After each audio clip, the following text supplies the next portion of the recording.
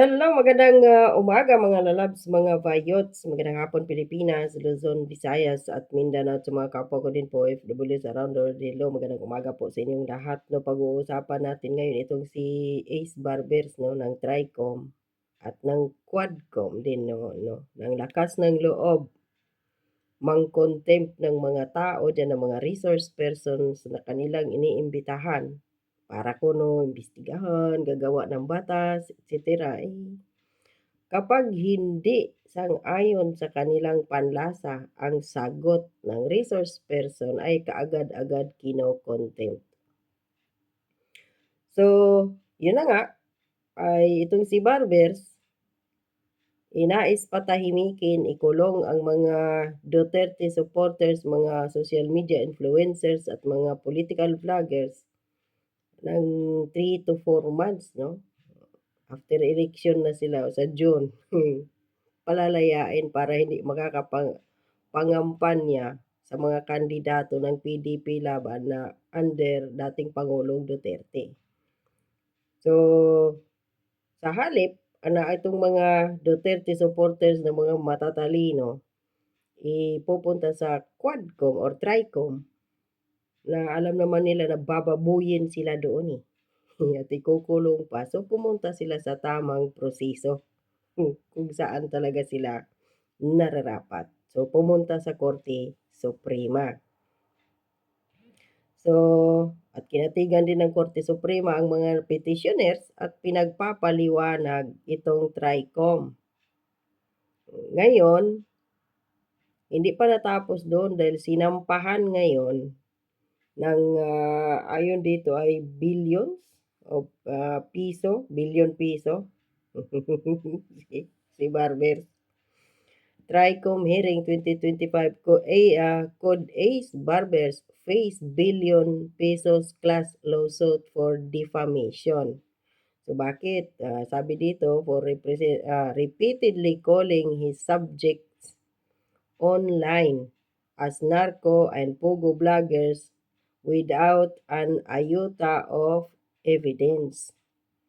37 online opinion writers' reputation got badly damaged as result of his sweeping statement destroying their person. No?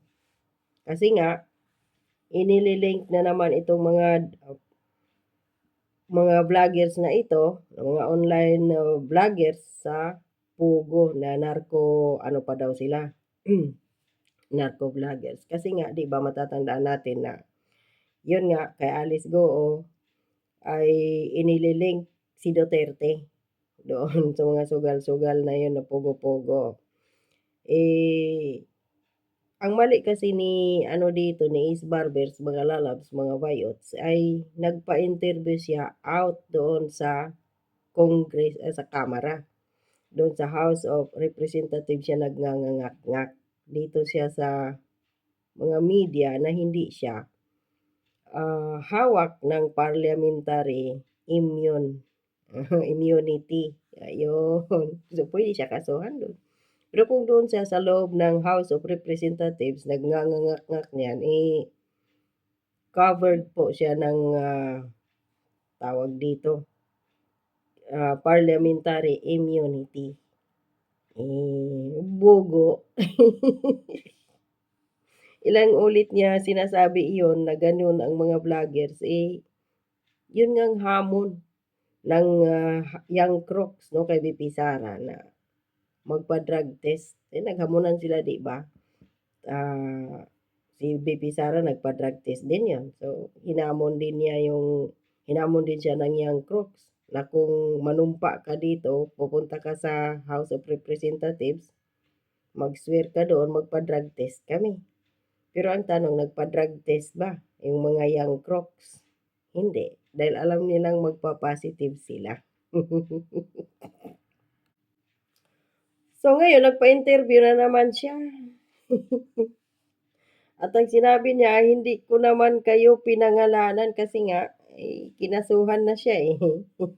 Sinira niya ang reputasyon ng mga tao, ng mga vloggers. At hindi lang ang karamihan talaga diyan basta-basta ha. Talagang mga Dekalibre ang mga yun, mga abogado, yung iba, Attorney Trixie Cruz Cangeles. May mga pinag-aralan ang mga yun. Hindi kagaya ng ibang mga vloggers ni Marcos Jr. na binabayaran according to Maharlika ay 4 to 5 million ang budget. Ay, grabe. Yung mga ano lang din, 'di ba sabi ni Bongbong Marcos, bumili ng suka. Ayun, pambato ng, sino ba, yung vloggers ni BBM na pambato niya, si Mike Abe, si Coach Jarrett, at, Diyos Ginoo ko.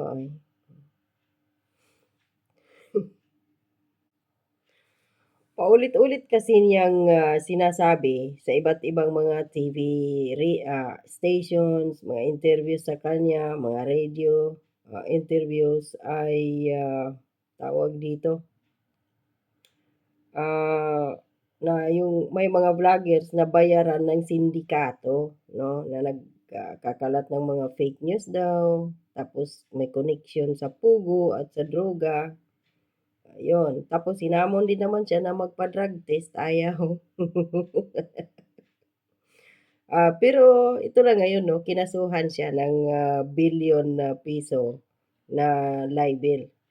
So ngayon nag-iba na naman siya ng, ah, timpla 'no, at, sabi pa niya dito sa kay ang Pilipino, they're saying na tinatawag ko silang narco vloggers at pogo vloggers. Totoo, sinabi ko na may mga vloggers na patuloy na nagkakalat ng fake news laban sa gobyerno at mukhang pinupunduhan ng mga sindikatong ito. But I never named names.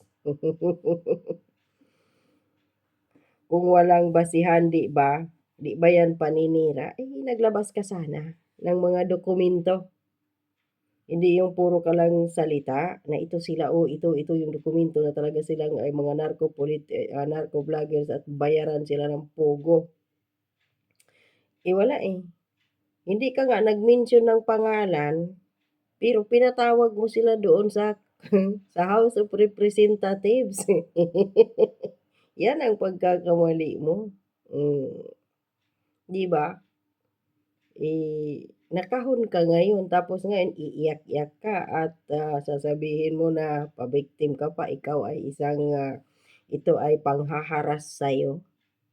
Barbers, kung totoo man ang sinasabi mo na sila ay mga narco vloggers at, pinupunduhan ng pogo, bakit hindi ka magkaso, hindi mo sila kasuhan, dalhin mo doon sa proper forum, kasuhan sa korte.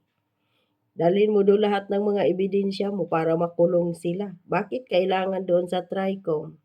Doon ninyo sila babuyin para sisikat kayo. Dahil ang karamihan sa inyo re-electionist at against kayo sa Duterte dahil sila ay mga Duterte supporters na mga influencers at vloggers. Yan ang mali mo doon. So, huwag kang magpa-victim. Kasi hindi ka hinaharas, may sabi mo pa natatakot silang pumunta sa TRICOM. So, papaano ka haharasin kung sila ay natatakot? Ay naku, so nag-iba ngayon siya ng timpla, pa-victim ang putang inang Barbers, may risi sa'yo.